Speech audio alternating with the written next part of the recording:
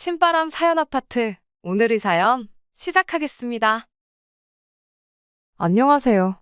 저보다 2살 연상의 남편과 결혼해 올해로 결혼한 지 4년 차를 맞는 37살 여자입니다. 어디 가서 제가 우리 남편 결혼 잘했다고 자신있게 말하고 다닐 만큼 뭐 대단한 사람은 아닙니다. 다만 그렇다고 해서 제가 시집 잘 갔다고 자랑하고 다닐 만큼 남편 또한 대단한 사람은 아니에요. 남편이 이름만 들어도 다 아는 대기업을 다니고 있고 남부러울 것 없는 고액의 연봉 받으며 일하고 있는 건 사실이지만 결혼 이야기 처음 나왔을 때만 해도 이 결혼에 그렇다 할 확신이 없었어요. 당시 남편은 35의 나이에도 불구하고 모아놓은 돈이 한 푼도 없었거든요. 그래도 저는 남편보다 적은 연봉에나마 모아놓은 돈이 7천 있었습니다. 당장 조건만 두고 보면 제가 돈 얼마 더 가지고 있긴 했지만 그렇다고 그게 큰 자랑거리가 되지는 않았습니다.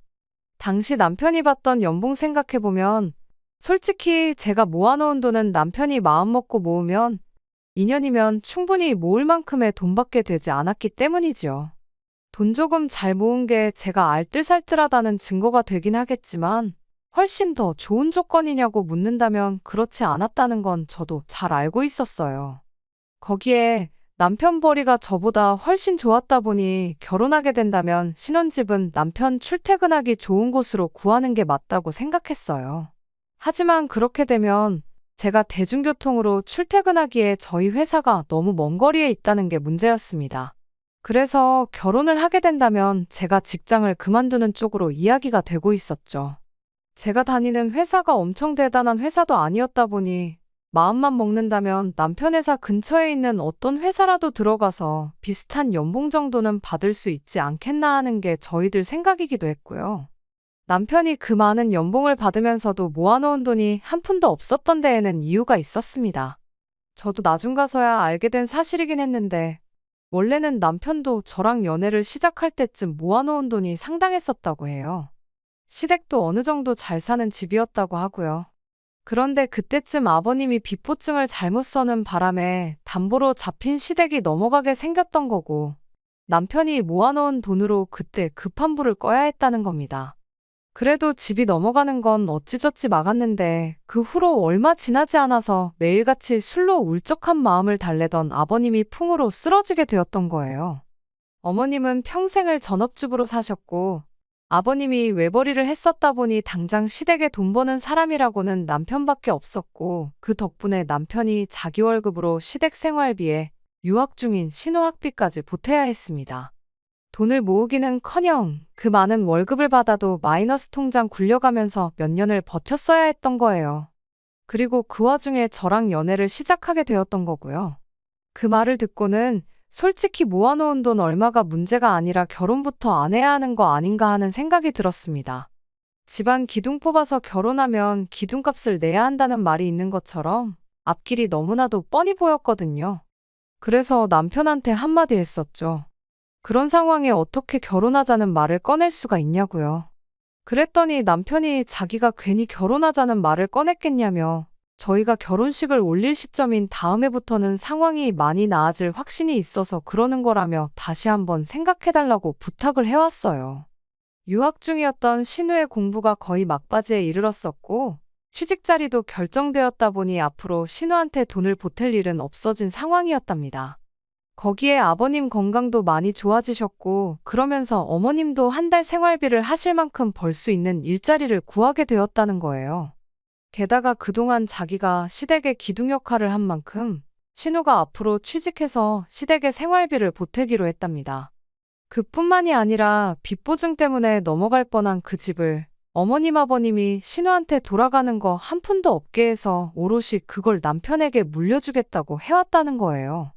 그러니까 여지껏 자기가 시댁에 퍼줬던 걸 전부 아니 그 이상으로 돌려받게 되는 거나 마찬가지라며 당장 돈 얼마 없는 건 전혀 중요한 게 아니라면서 저보고 꼭 결혼에 대해서 긍정적으로 생각해달라고 부탁을 해왔습니다. 말씀드렸다시피 남편 연봉이 상당한 편이다 보니 당장 돈이 없는 거야 앞으로 현명하게 결혼 생활 잘 헤쳐나가면 되는 문제라고 생각했어요. 당장 집이야 신혼부부 전세대출 같은 거 받아서 적당한 집 구해서 살면 되는 거고 결혼 후 제가 당장 일자리만 새로 구하기만 한다면 그 돈으로 생활하고 남편 돈은 벌어오는 대로 고스란히 모을 수 있다는 계산이었어요. 남편 버리면 못해도 10년이면 충분히 좋은 집 사서 이사 갈 수 있겠다는 생각이었습니다.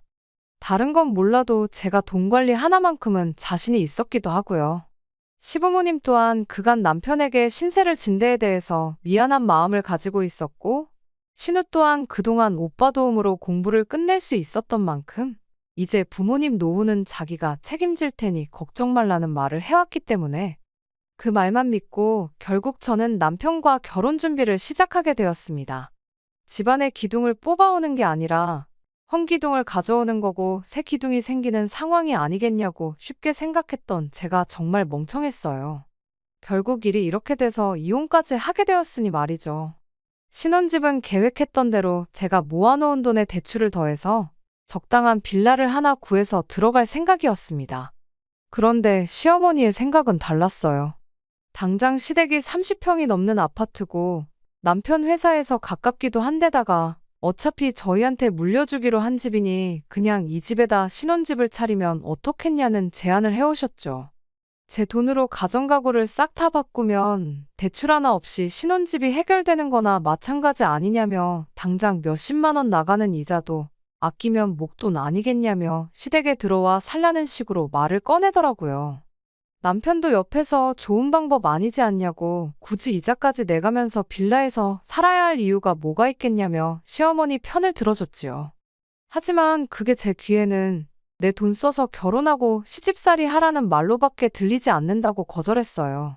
남편이 시집살이는 무슨 시집살이냐고, 어머니도 오후에 일 나가셔서 저녁 늦게 돌아오시고 아버지도 방에만 가만히 계시는데 그리고 신우도 귀국하면 자취방 구해서 나가 살 텐데 불편할 게 하나도 없지 않냐면서 시댁에 신혼살림을 차리자는 식으로 계속 저를 설득하려고 하더라고요.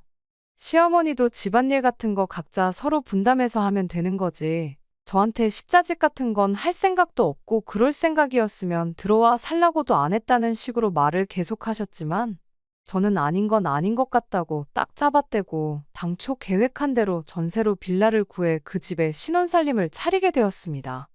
그걸 이유로 시어머니가 저를 못마땅하게 여길 수 있다는 생각은 들었지만 당장 그런 것보다 나중에 가서 내 결정이 틀리지 않았다는 걸 남편도 시부모님도 알아줄 거라 생각했어요. 하지만 애석하게도 저는 그저 결혼 시작하자마자부터 시어머니 말 안 듣는 못된 며느리였을 뿐 그 이상도 그 이하도 아니었습니다. 시어머니 마음속에는 그때부터 어떻게든 며느리 고집을 꺾어야겠다는 생각을 갖기 시작했던 것 같아요. 결혼하고 얼마 지나지 않아서의 일이었습니다. 당장 새로 일할 수 있는 회사를 백방으로 찾아다녔지만 당장 회사가 구해지지 않아서 원래 출근하던 회사를 계속 나가고 있었어요. 대중교통을 이용하면 지하철에서만 왕복으로 3시간이 넘게 걸리는 고된 출퇴근길이었습니다. 제가 다니던 회사를 그만두게 되더라도 인수인계 등 마무리를 잘 짓고 나오기 위해 계속해서 다니던 회사를 나가고 있었어요. 하루는 한참 집에 오고 있는 퇴근길이었는데 시어머니한테서 전화가 왔어요. 난데없이 집에 좀 와보라는 전화였습니다. 무슨 일로 부르시냐고 물었지만 시어머니는 오면 안다고 대충 대답하고 이내 전화를 끊어버렸지요. 집에 가는 길에 시댁에 들르는 거야 어려운 일은 아니지만 퇴근길 자체가 너무 고된 여정이었다 보니 솔직히 집에 바로 들어가고 싶은 생각뿐이지 시댁에 들러야 한다는 사실이 달갑지만은 않았습니다. 그래서 꼭 오늘 들러야 하는 상황이면 저 말고 남편을 대신 부르면 안 되겠느냐고 다시 전화를 걸어 물어봤지요. 그런데 시어머니가 전화기에다 대고 우리 아들 돈 버느라 고생인데 어떻게 잔심부름까지 시키겠냐며 그냥 저보고 오라는 소리를 하는 겁니다. 저도 똑같이 일하고 집에 오는 길인데 심지어 이 긴 거리를 출퇴근하는 게 어떻게 보면 제가 남편 편하라고 희생을 한 거나 마찬가지인데 그런 부분은 생각도 안 하고 그런 말을 하는 게 엄청 서운하더라고요. 버는 돈에 차이가 있다고는 하지만 고생하는 건 똑같이 고생하는 거잖아요. 돈을 더 번다고 더 고생하는 것도 아니고 덜 번다고 몸이 편한 것도 아닌데 평소였으면 그냥 넘어갔었을 수도 있을 테지만 그때는 피곤한 것도 피곤한 거고 서운한 마음 때문에라도 시어머니한테 저도 일 마치고 집에 오는 퇴근길이라고 돈 벌고 오는 길이라 피곤해서 조금 그렇다고 대답했죠. 그런데 아니나 다를까 시어머니가 대번에 월급을 가지고 뭐라고 저한테 한마디 하시더군요. 내 아들이 버는 돈이 얼만데 어디서 지금 피곤하다는 말이 나오냐고요. 시어머니가 제 나이 때, 그러니까 결혼한 지 얼마 안 됐을 때 남편이 그 정도 돈을 벌어다 줬으면 피곤한 거 하나도 모르고 매일을 살았을 거라나요. 아버님이 그 정도 벌어왔으면 아마 시어머니가 죽은 척을 하라고 해도 죽은 척을 했을 거랍니다. 그런데 세상에 그 어떤 사람이 시어머니한테 그런 말을 듣고 나서 시댁에 갈 생각을 하겠나요? 그냥 대충 알겠다고 대답만 하고 전화 끊어버린 뒤에 그냥 그 길로 집으로 갔어요. 어차피 시댁하고 집도 가까운 편이니 남편한테 대충 설명하고 시댁에 다녀오라고 할 생각이었죠. 시어머니가 그걸 가지고 잔소리를 한다면 그건 또 그때 가서 생각할 일이라고 생각을 했죠. 남편이 퇴근 시간은 저희 회사보다 늦긴 하지만 저는 집에 오는 거리가 거리다 보니 항상 집에는 남편이 먼저 도착을 했었어요. 아니나 다를까 집에 도착하니 남편이 벌써 집에 도착해서는 혼자 집안일을 하고 있더라고요. 그나마 남편이 출퇴근하느라 고생하는 저를 배려해준다고 집안일 도와주고 있는 모습을 보니 시어머니 때문에 열받은 마음도 조금씩 누그러지기 시작했네요. 그래도 일단 시댁에 가겠다고 대답을 했던 상황이었다 보니 그냥 둘 다 안 가고 집에서 뻐길 수는 없는 상황이었습니다. 그래서 그냥 퇴근길에 들른 척 내가 다녀올까? 아니면 생각했던 대로 남편만 보낼까 고민하고 있었는데 가만 생각해보니 둘이 같이 가면 되는 걸 고민할 것도 없는 문제더라고요.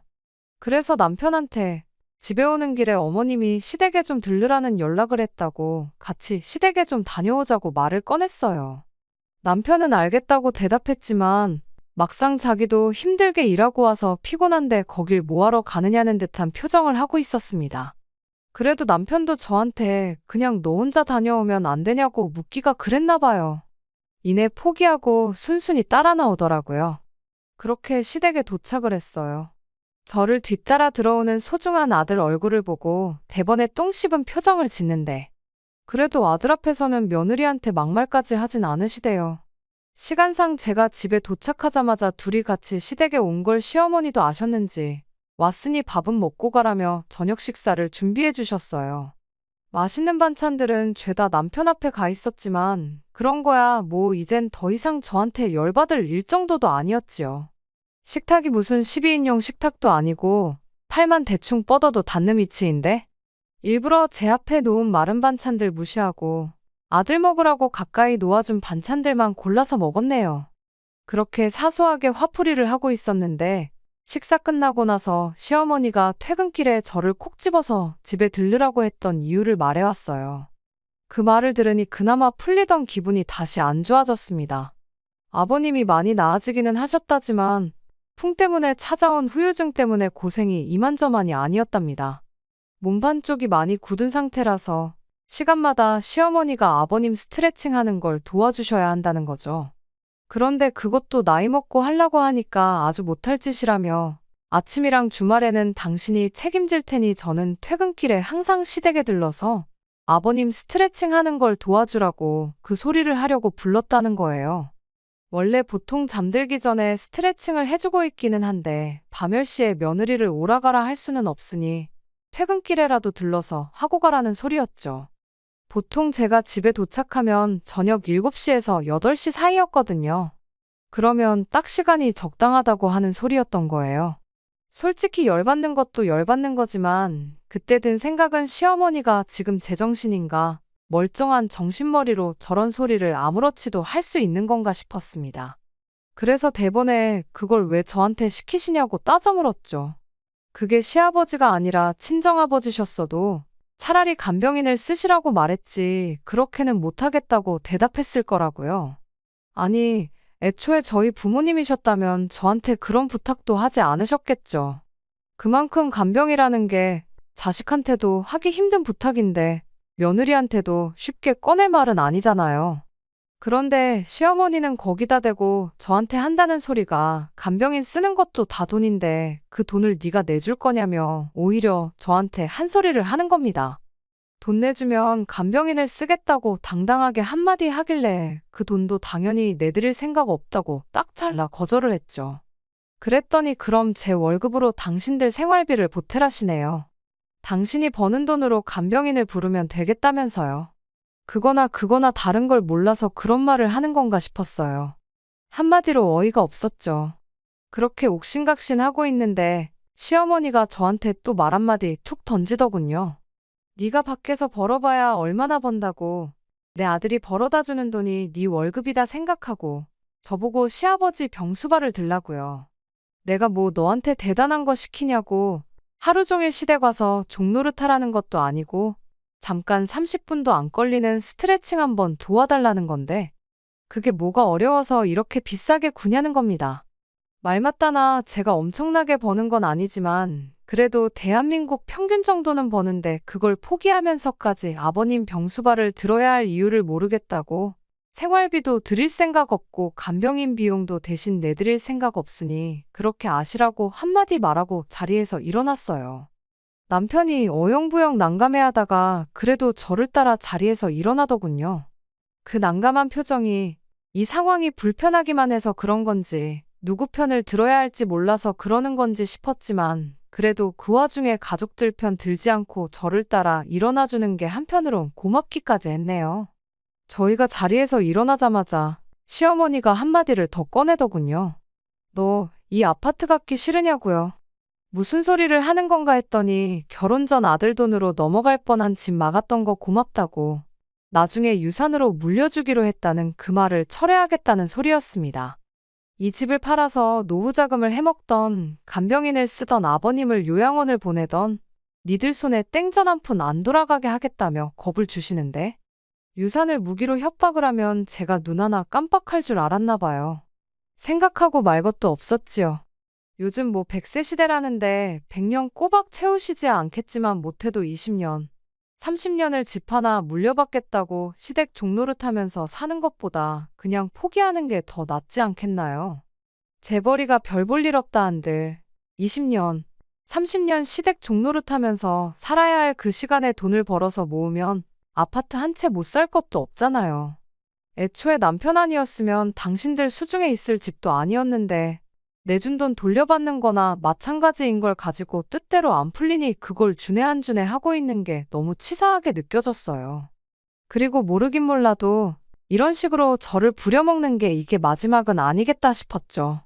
무슨 일로든 간에 저를 뜻대로 부려먹기 위한 무기처럼 사용하실 게 뻔한데 그냥 이참에 이 집은 관심도 없으니 알아서 하시라고 못을 박는 게 더 낫겠다 싶어서 뜻이 그러시면 그렇게 하시라 한마디 하고 시댁을 뛰쳐나왔습니다.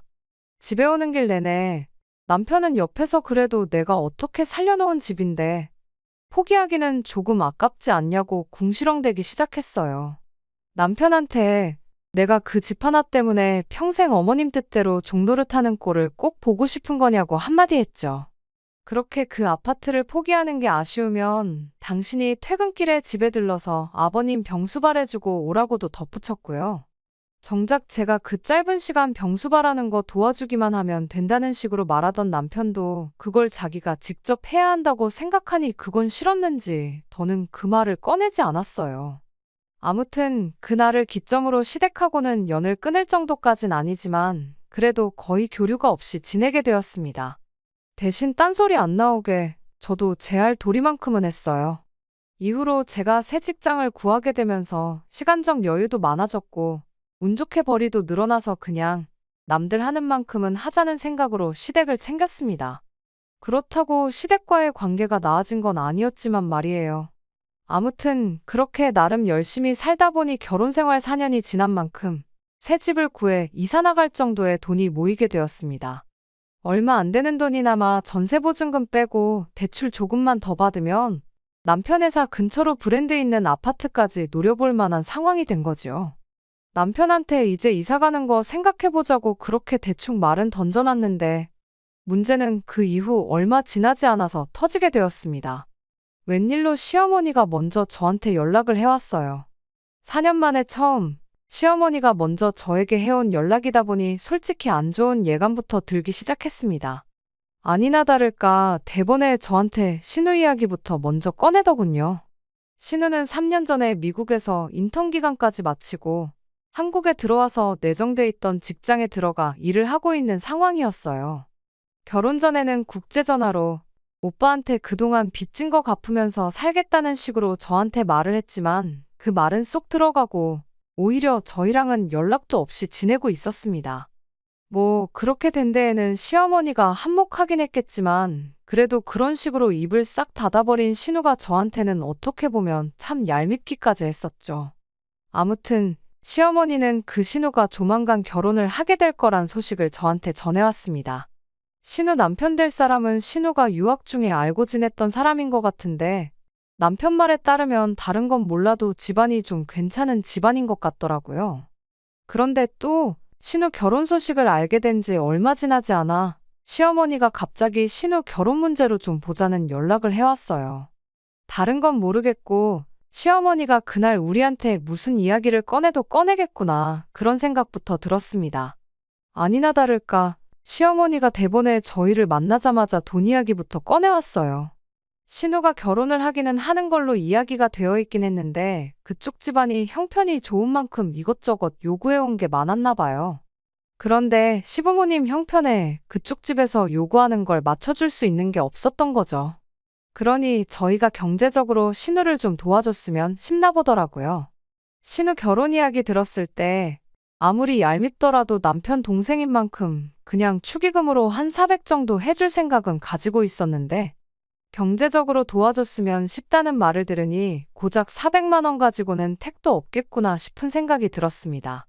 신우도 지난 3년간 그래도 시부모님 생활비 대주면서 모아놓은 게 어느 정도는 있을 거라 생각했고 신우가 해갈 혼수 비용에 모자란 만큼을 도와주면 되려나 싶었는데 대뜸 저희한테 신우 결혼 자금으로 현금 4억 2천을 준비해달라는 겁니다.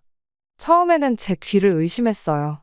그 집에 돈도 많다는데 웬 결혼 비용으로 4억 2천이 말이나 되는 소리냐고요.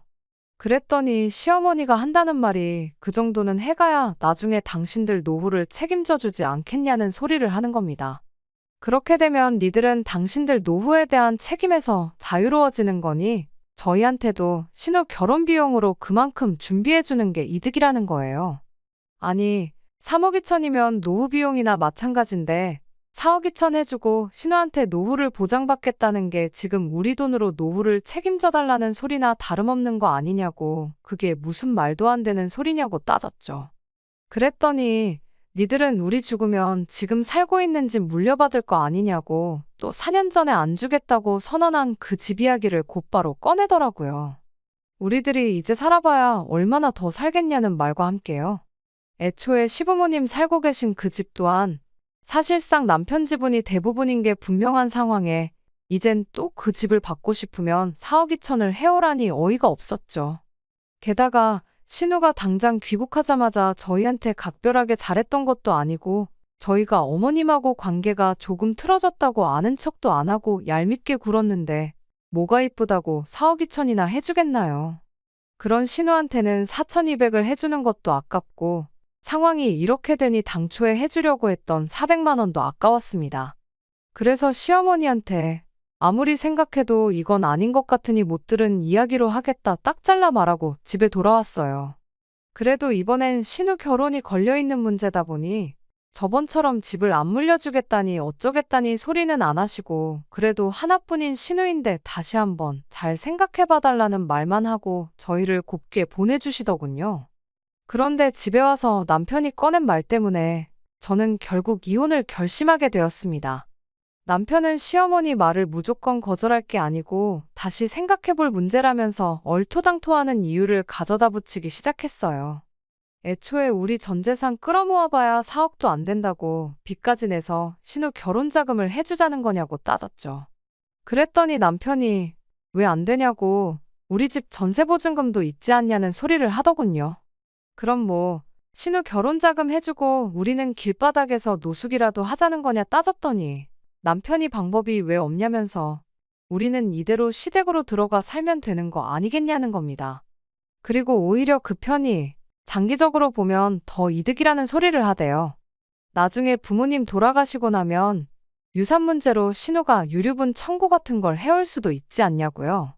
그런데 그 전에 우리가 결혼 자금도 해주고 시부모님까지 모시고 살면 신우가 우리한테 찍소리도 못할 거랍니다. 남편의 말도 안 되는 소리를 듣고 있자니 어이가 없었어요. 그런데 문득 4억 2천이라는 애매한 액수가 왠지 익숙하게 느껴지기 시작하더라고요. 그때 깨달았죠. 저희가 지난 4년 결혼 생활하면서 모아놓은 돈에 전세보증금으로 묶여있는 돈을 합치면 딱 그 액수가 나온다는 걸 말이죠.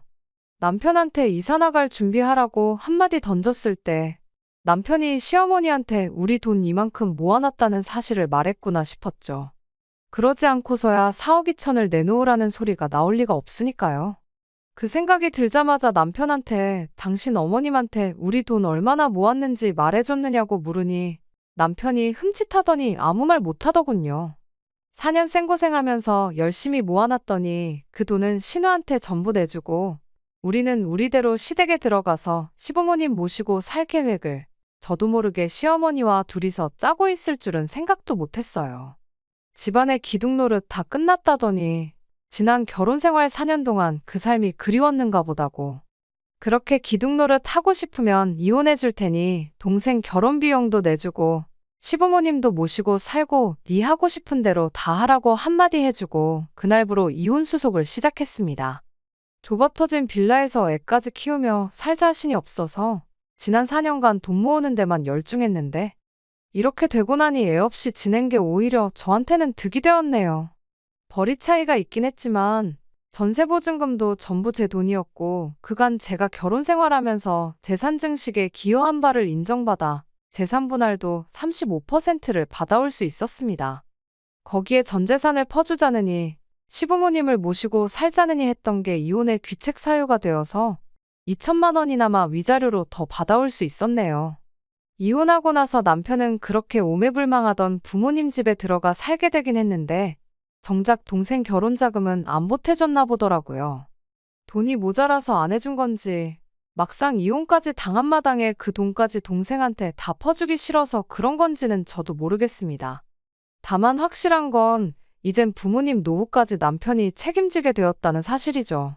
그렇게 원하던 집안 기둥노릇에 부모님 노후까지 책임지게 되었으니 남편 입장에선 참 행복하겠어요. 진작에 이혼해서 그렇게 하게 해줄 걸 뭐하러 4년이나 더 버텼나 싶습니다. 요즘 이혼한 게 뭐 흠이나 되냐고들 하지만 사실 이혼 당사자인 제 입장에서는 37 나이로 부담스러운 꼬리표이긴 합니다. 어디 가서 자랑할 만한 건덕지도 못 되고요. 그래도 이렇게 새 출발을 할 수 있게 된 부분에 대해서는 천만다행으로 여기고 살려고요. 괜한 욕심부리다가 저 같은 좋은 아내이자 좋은 며느리를 놓치게 된 집구석에게 해줄 수 있는 최선의 복수는 이혼하기 전에 저보다 지금의 제가, 미래의 제가 더 행복하게 지내는 방법 말고는 없잖아요?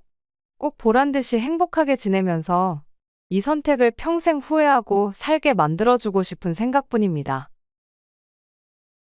끝까지 들어주셔서 감사합니다. 오늘의 사연은 여기까지입니다. 구독과 좋아요, 알람 설정 부탁드리고 더 좋은 사연으로 다시 찾아뵙겠습니다. 감사합니다.